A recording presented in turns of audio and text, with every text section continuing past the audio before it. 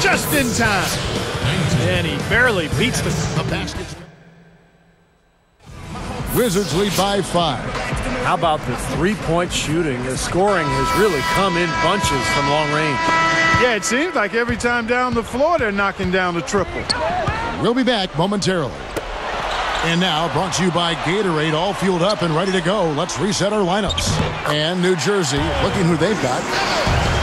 Humphries is at the 4 with Brook Lopez in the middle. Green is out there with Darren Williams, and it's Wallace in at the small forward.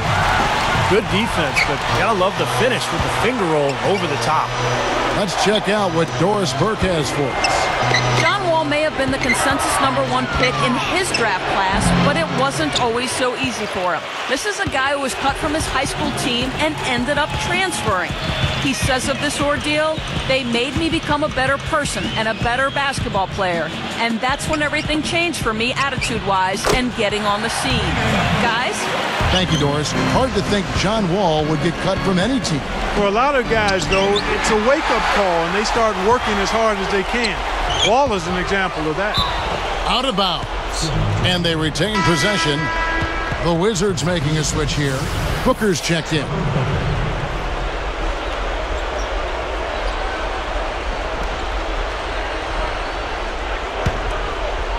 Here is Williams. Takes it up. Mack grabs the miss. I'm sure he'd like to have a do-over here. He just hasn't been able to make a significant contribution in this one.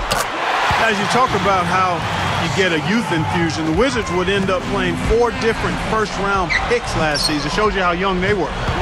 Here's Green. And a foul called on the shot. Got him on the way up that time, so he'll shoot 2 right here. And Steve, for the Wizards, not just spot minutes for those youngsters either. I mean, you've got to get some playing time here. Yeah, the 4 kids, talking about Wall and Seraphin, Booker, Crawford, they would all end up averaging double-digit minutes. So the question is, does that experience pay off into victories this year? Well, the Nets under new ownership last year, they were determined to make a splash. And they threw some money at some free agents that maybe didn't pan out as well as they had hoped. Guys like Travis Outlaw, Johan Petro, Jordan Farmar. But the big move was trading for Darren Williams at the deadline. He's got a chance to be their anchor for the future. Jumps up. The fast break ends at the rim with a jam. And it has been total domination on their part. Yeah, they haven't put the parking brake on at all. They're continuing to go full throttle and pile up the points. Yeah, and Steve, of course, Darren Williams, a top-flight point guard, acquired from the Utah Jazz middle of last year. Now their best player, and I would think definitely gives them much more of a competitive spirit team-wise. Yeah, I agree with you there. He's a terrific leader in addition to being an outstanding player, and he's got a motor and a competitive spirit that will be contagious, I think.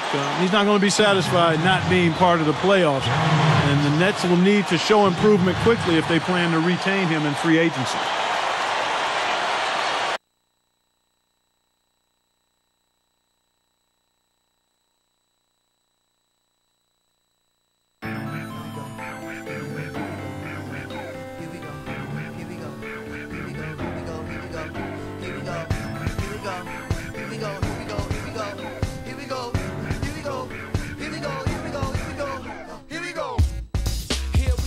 Them other rap dudes ain't near me though. This that free stereo. Hit Louis Vuitton, yeah we go. Back at ya, spectacular. Flip around here, no spatula. The way they bite my like Dracula. And if fine, then I get back to her. And I love this game like Mario. But my flow is just like cardio.